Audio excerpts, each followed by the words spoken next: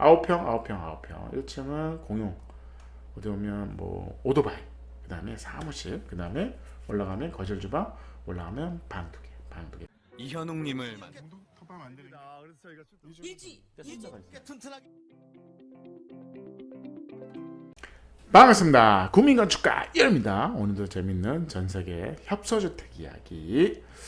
이 집의 평면도를 보고 이거 일본 주택인 줄 알았어요. 일본인 줄 알았는데 아닙니다. 벨기에죠. 그래서 어떻게 보면 일본의 이런 거 있잖아요. 너무 좁아. 너무 집이 좁으니까 좁고 길죠. 좁으니까 1층은 그냥 뭐 주차 아니면 자전거 이런 공용 시설로 되어 있고 2층이 이제 거실 주방, 그다음에 3층이 방 두 개인데 오픈돼 있어.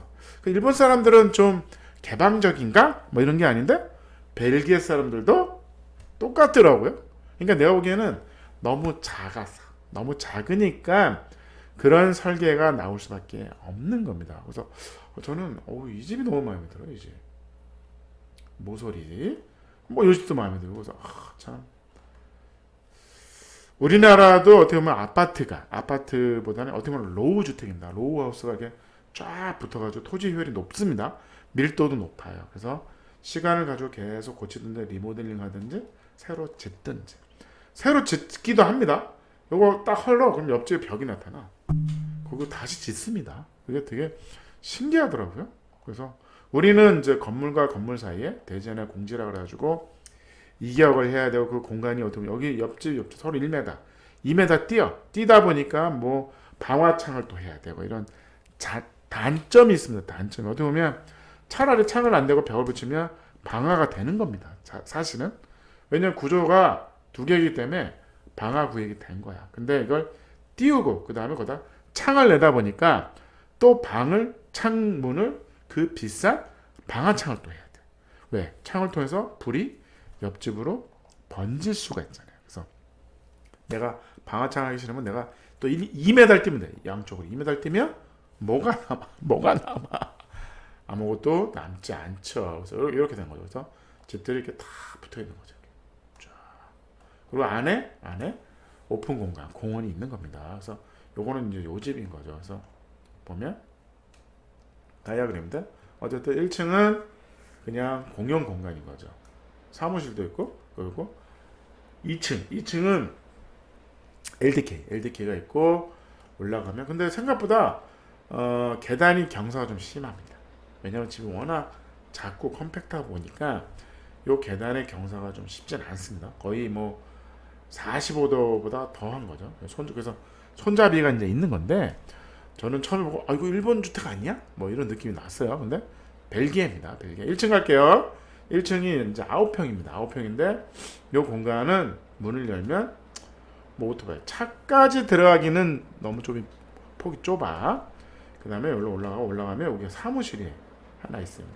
그래서 여기에 문이 달려 있는 거죠. 어디 보면 작업실, 뭐 유틸리티, 뭐 세탁실, 뭐 다양한 용도로 쓸 수 있는 겁니다. 어떻게 보면 뭐 차만 안 들어가지 나머지는 다 쓸 수 있고 아니 뭐 임대를 줘도 될 것 같습니다. 그 다음에 화장실을 놔야겠네. 임대를 주려면 화장실 놔야겠죠. 여기서 여기로 올라가. 여기서 쭉 올라오면 LDK인 거죠. 주방이 너무 작은 거 아니야? 근데 뭐 집이 작으니까 뭐 상관없습니다. 그 다음 올라가죠. 3층 올라오면 여기 원래는 이렇게 해서 방 문을 달아도 됩니다. 이렇게 해서 방 문을 달아도 되는데 워낙 폭이 좁으니까 굳이 방문을 닫을 거냐는 뭐 선택의 문제인데 저 같으면 작아도 방은 문을 다는 게 맞겠죠. 일본 사람들은 방문을 잘 안고 그냥 오픈해놔요. 되게 자유스럽게. 근데 일본만 그런 게 아니더라고요.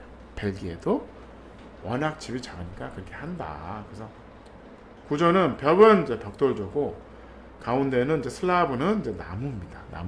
나무로 해서 이렇게 가볍게 올라가는 구조인 거죠. 1층에 여기 현관문 열면 이런 공간이 있고 올라가고 안으로 들어오면 그 실이 또 있는 거죠. 올라오면 여기인 거죠. 손잡이가 있어야 될 것 같은데 거의 45도 뭐 거의 사다리 수준입니다. 배관이 노출되어 있네요. 그래서 계단으로 쭉 올라오면 여기가 거실이고 나가면 작은 테라스가 있습니다. 작은 테라스. 작은 이제 거실이죠. 근데 세 식구 살기에는 별 문제는 없을 것 같아요. 딱 좋아, 딱 좋아. 그 도심지 한복판에 이런 꼬마 빌딩, 협소주택 어떻게 보면 같이 있는 겁니다. 어떻게 보면. 그래서 주방이 좀 작죠. 주방이 요만큼. 왜? 계단이 올라오다 보니까 요만큼 공간밖에 없으니까. 근데 요건 좀 아쉽더라고요. 뭔가 좀 계단을 좀 더 빼더라도 여기를 어떻게 더 넓게 다 쓸 수 있는 방법은 없었을까? 이런 좀 아쉬움이 있습니다. 저라면 계단을 좀 더 빼서 어떻게 해서든지 기역자 주방이라도 어떻게 만드는 게 맞지 않을까 싶어요. 주방이 작죠. 당연히 라제타죠. 라제타. 바닥 난방이 아닙니다. 거의 그냥 나무 합판 수준이에요. 나무 합판 수준. 바닥 난방 없어요. 그러니까 바닥 난방이라는 게 어떻게 보면 더 엄청난 공사비가 들어가는 거죠. 어떻게 보면 바닥은 가볍게 이렇게 해가지고 그냥 벽돌조 위에 나무를 이렇게 껴서 합판으로 마감하고 그냥 가볍게 걸어다니면 또 소리가 나면 좀 그렇지 않을까요? 근데 뭐 어차피 우리 식구만 살잖아요. 그래서 뭐 그게 어느 정도 소리가 나도 괜찮다. 어떻게 보면 여기가 뭐 차음을 하기 위해서 여기서 단열재도 넣기도 합니다. 단열재 넣고 합판 친 다음에 뭐 도배를 하든 페인트를 칠해야 되는데 뭐 굳이 그 돈을 들일 필요가 있냐? 어떻게 보면 아닐 수도 있다.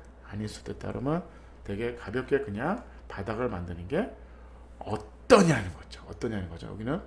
여기만 이제 빔 보강한 거죠. 나무가 이렇게 연결할 수 있게. 스판이 길다고 생각했나 봐요. 어찌됐든 이렇게 해서 나무로 해서 그 전체적인 그 벽은 있고 중간중간에 나무 합판, 나무 보랑 합판 정도로 그냥 아주 가볍게 만들고 그냥 노출해버린 거죠. 미송합판이 그냥 보입니다. 그래서 차음을 하고 싶다? 그럼 단체 넣으시면 됩니다. 이제 올라옵니다.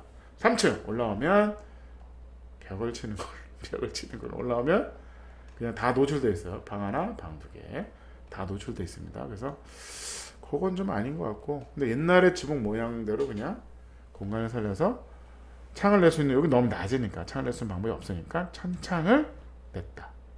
이것도 마찬가지로 가볍게 이렇게 한 거죠.